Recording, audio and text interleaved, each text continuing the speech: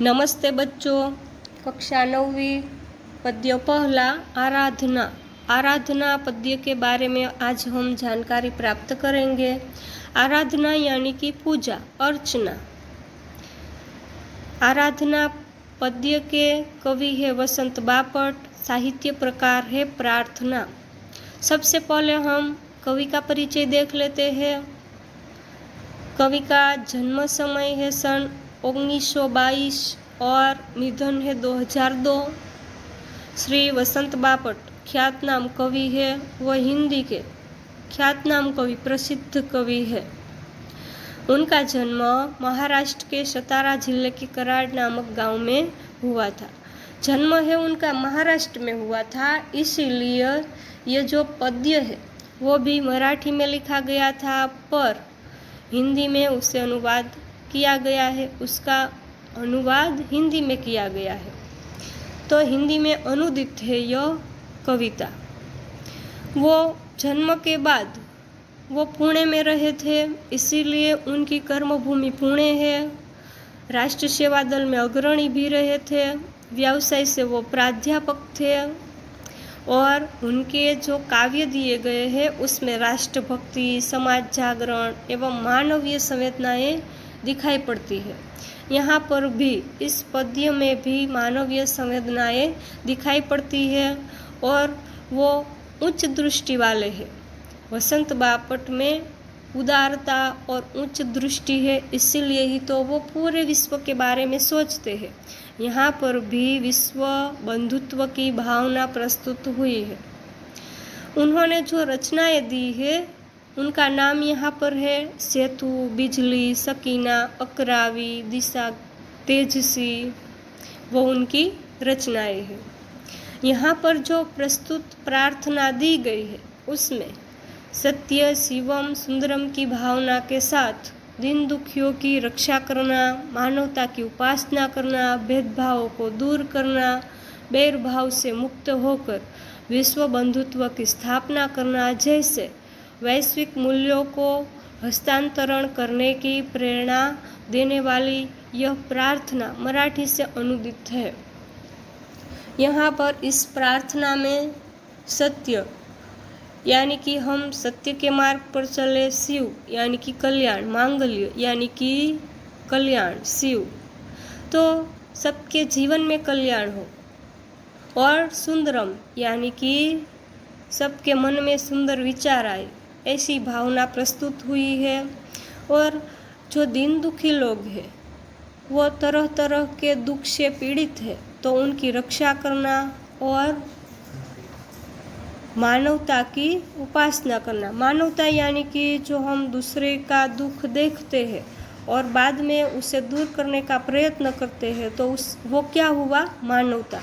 तो मानवता का समानार्थी शब्द होता है मनुष्यता। तो इस तरह से हम मनुष्यता की पूजा करें, उपासना करें।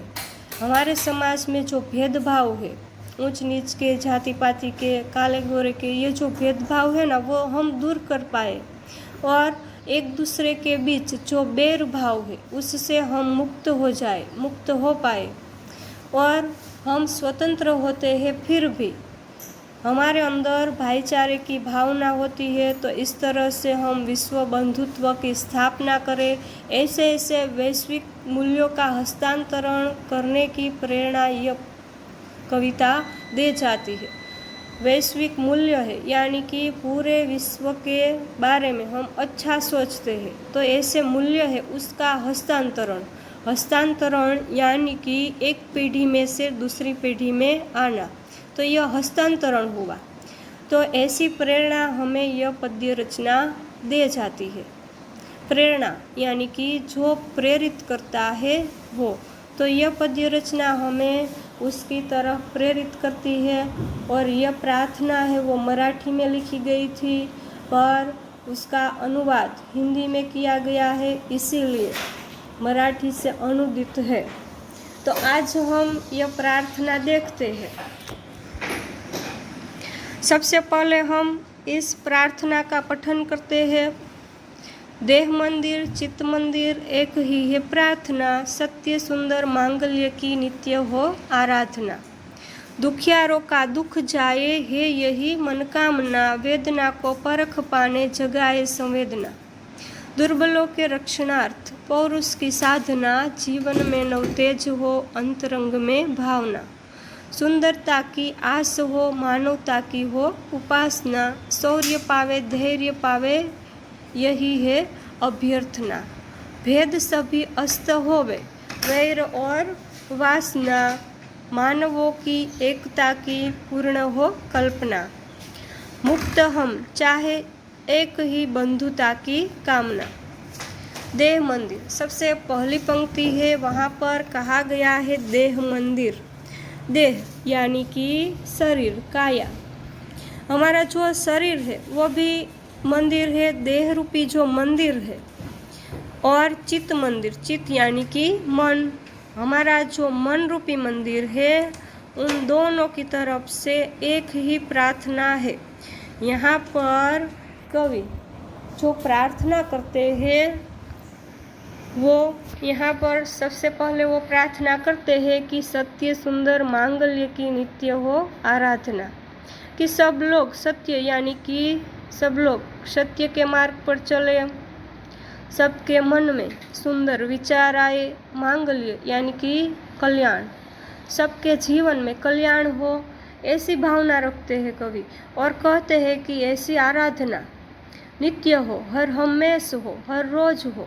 नित्य का समानार्थी शब्द होता है निरंतर, प्रतिदिन, हर रोज। तो इस तरह से हर रोज यही वो प्रार्थना करना चाहते हैं। आराधना का अर्थ पूजा, प्रार्थना, ऐसा ही होता है। यहाँ पर पूरे पद्य में हर एक पंक्ति है, उसके अंत में हम देख सकते हैं ना आता है ऐसे शब्द है प्रार्थना, आराधना, मनोकामना, संवेदना, साधना। तो इस तरह से तो ये जो शब्द है ना वो निकटवर्ती अर्थ वाले हैं। प्रार्थना और आराधना दोनों का अर्थ एक ही जैसा होता है, पूजा ऐसा ही। और साधना तो उनका अर्थ भी उपासना, पूजा ऐसा ही होता है। तो इस तरह से निकटवर्ती अर्थ वाले शब्द यहाँ पर है। सबसे पहले हम प्रार्थना से ही शुरुआत करते हैं। तो इस पाठ्य पुस्तक में भी प्रार्थना से ही शुरुआत की गई है कि देह मंदिर से, यानी कि जो हमारा देह है, देह रूपी मंदिर, चित्त मंदिर से यानी कि जो हमारा मन रूपी मंदिर है, उनसे एक ही प्रार्थना है कि सब लोग सत्य के मार्ग पर चले, सबके मन में सुंदर विचार आए और सबके जीवन में कल्याण हो। ऐसी हर हमेश प्रार्थना है, ऐसी हर हमेश आराधना है, ऐसी हम पूजा करते हैं। इस तरह से प्रार्थना में यही हम मांगते हैं, ऐसा कवि कहते हैं। दूसरी पंक्ति है, दुखियारों का दुख जाए है यही मनोकामना, वेदना को परख पाने जगाए संवेदना। दुर्बलों के रक्षणार्थ पौरुष की साधना। दुखियारों, जो दुखी लोग हैं, हमारे समाज में सब लोग सुखी नहीं होते, कई लोग दुखी भी है, वो तरह तरह के दुख से पीड़ित है। जो दुखी लोग हैं उनका दुख दूर हो जाए, हम मन से यही कामना करते हैं। कामना यानी कि इच्छा, मन से हमारी यही इच्छा है कि जो दुखी लोग हैं, जिनको खाने को नहीं मिलता, कपड़े पहनने को नहीं मिलते, ऐसे ऐसे जो दुखी लोग हैं, तरह तरह के दुख हैं, उनके दुख दूर नहीं होते, तो हम मन से यही इच्छा रखते हैं कि उन दुखी लोगों का दुख दूर हो जाए। वेदना को परख पाने जगाए संवेदना। वेदना शब्द का समानार्थी शब्द है पीड़ा, दुख, व्यथा। परखना यानी कि जानना, पहचानना। संवेदना यानी कि सहानुभूति। तो दूसरों की पीड़ा को हमें समझना होता है, परखना होता है, तो हमारे अंदर सहानुभूति होनी चाहिए, हमारे अंदर संवेदना होनी चाहिए, तभी हम दूसरे का दुख समझ पाते हैं। इसीलिए ही तो कवि ने यहाँ पर कहा है कि दूसरों की पीड़ा को हम समझ पाए, इसीलिए हमारे अंदर संवेदना जगाए। ईश्वर से वो संवेदना जगाने के लिए कहते हैं। दुर्बलों के रक्षणार्थ पौरुष की साधना। दुर्बल यानी कि समानार्थी शब्द है कमजोर, और दुर्बल का विलोम शब्द है सबल। तो यहाँ पर जो कमज़ोर लोग हैं उनके बारे में बात की गई है कि जो दुर्बल लोग हैं, कमज़ोर लोग हैं, जिसमें कम शक्ति है, उसकी हम रक्षा कर पाए। रक्षणार्थ पौरुष की साधना। पौरुष यानी कि शक्ति, सामर्थ्य। साधना करते हैं यानी कि उपासना करते। साधना का समानार्थी शब्द उपासना। तो कवि साधना करते हैं किसकी? पौरुष की। शक्ति चाहते हैं, क्यों? किसी के साथ लड़ने के लिए नहीं, पर दुर्बलों के रक्षणार्थ, जो कमज़ोर लोग हैं उसकी रक्षा के लिए वो शक्ति मांगते हैं। तो पौरुष की वो साधना करते हैं। जीवन में नव तेज हो, अंतरंग में भावना, सुंदरता की आस हो, मानवता की हो उपासना, शौर्य पावे, धैर्य पावे, यही है अभ्यर्थना। जीवन में नव तेज हो। नव तेज यानी कि नया प्रकाश। हर सुबह है वो हमारे लिए नया प्रकाश लेकर आती है। हमारे अंदर जो नई भावनाएं हैं, नए विचार है, उनका संचार होता है। अंतरंग यानी कि हृदय। तो हमारे हृदय में सुंदर और नए विचार, नई आशाएं हो, और वो आशाएं पूरी हो, ऐसा चाहते हैं कवि। सुंदरता की आस हो यानी कि सुंदर आशाएं हो और वो पूरी भी हो। मानवता की हो उपासना। मानवता यानी कि मनुष्यता। मानवता शब्द है, मनुष्यता शब्द वो भाववाचक संज्ञा है, जिसे हम देख छू नहीं पाते पर जिसका अनुभव कर पाते हैं, वो भाववाचक संज्ञा है। संवेदना है, ऐसे ऐसे शब्द भाववाचक संज्ञा होते हैं।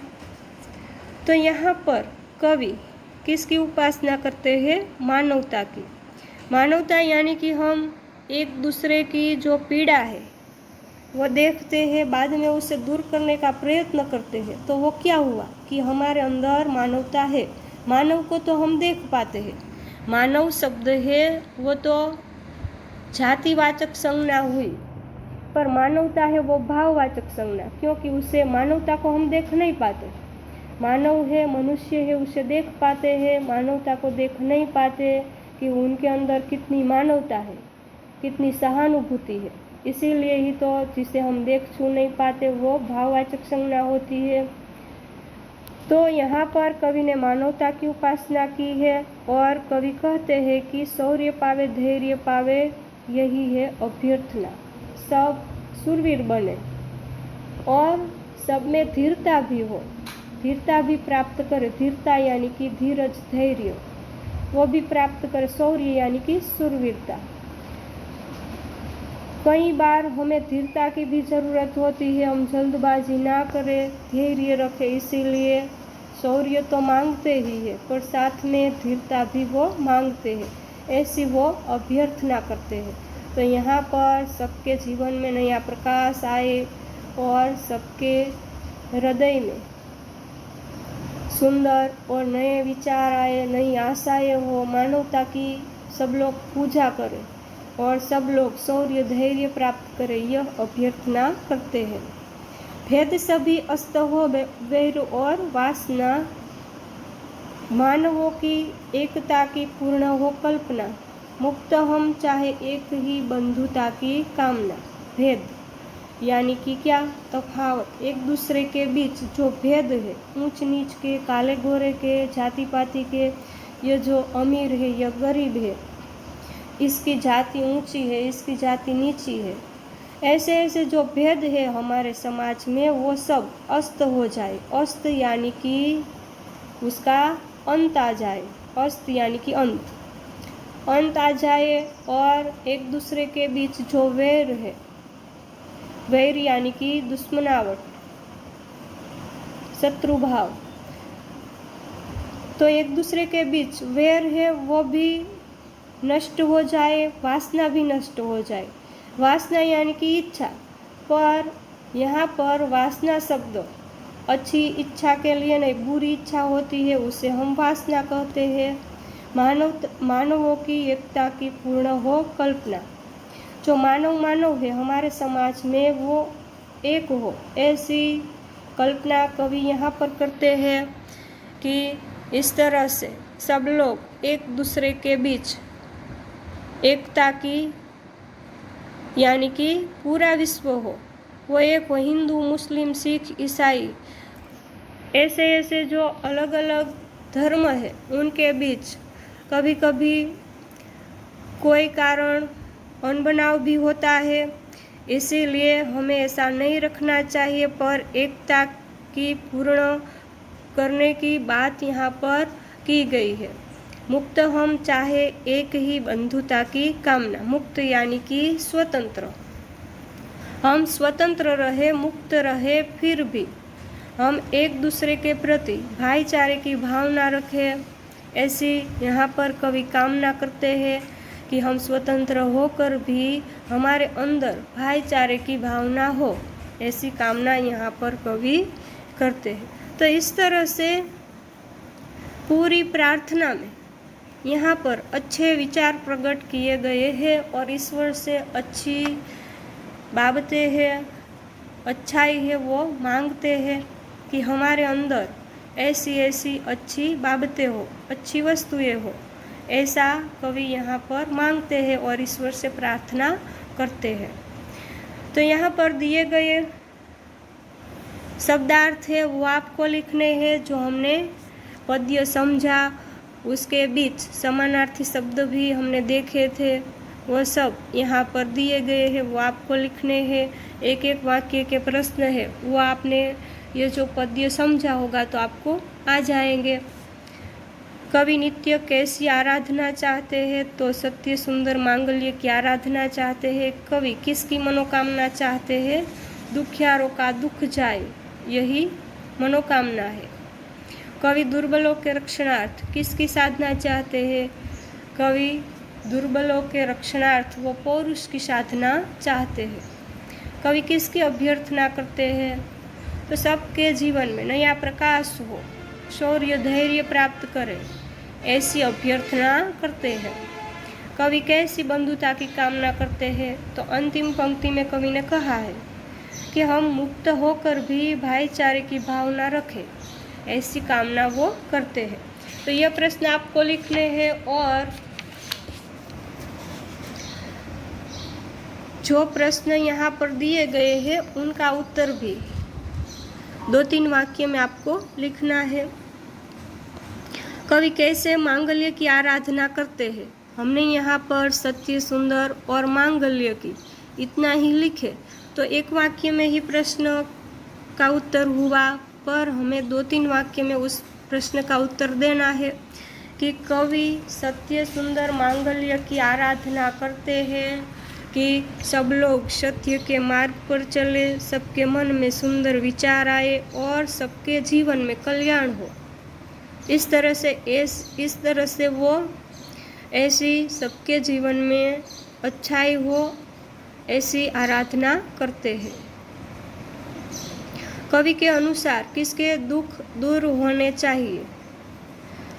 हमारे समाज में कई दुखी लोग हैं जो तरह तरह के दुख से पीड़ित है, तो उनके दुख है वो दूर हो जाए, ऐसी वो मनोकामना करते हैं। कवि की क्या अभ्यर्थना है? सबके जीवन में नया प्रकाश हो और सबके हृदय में सुंदर और नए विचार हो, सुंदर आशाएं हो और सब आशाएं पूरी हो जाए, सब लोग मानवता की उपासना करें और शौर्य धैर्य प्राप्त करें, यही अभ्यर्थना है उनकी। कवि भेदों को नाश करने की बात क्यों करते हैं? कवि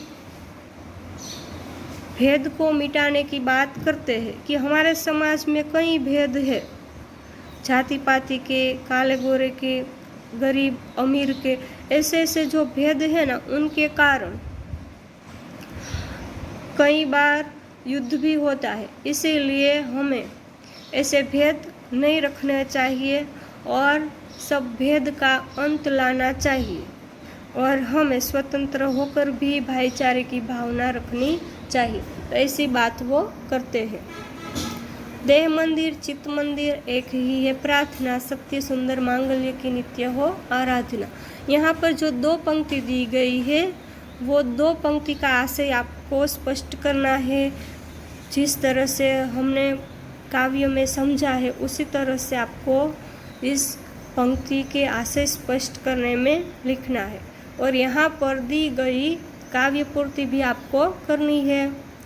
विरुद्धार्थी शब्द भी लिखने हैं। दुख तो सुख, जीवन तो मृत्यु, सत्य असत्य, सुंदर तो असुंदर, बदसूरत, ऐसा होता है। इस तरह से आपको पूरा स्वाध्याय लिखना है जैसे हमने समझा है।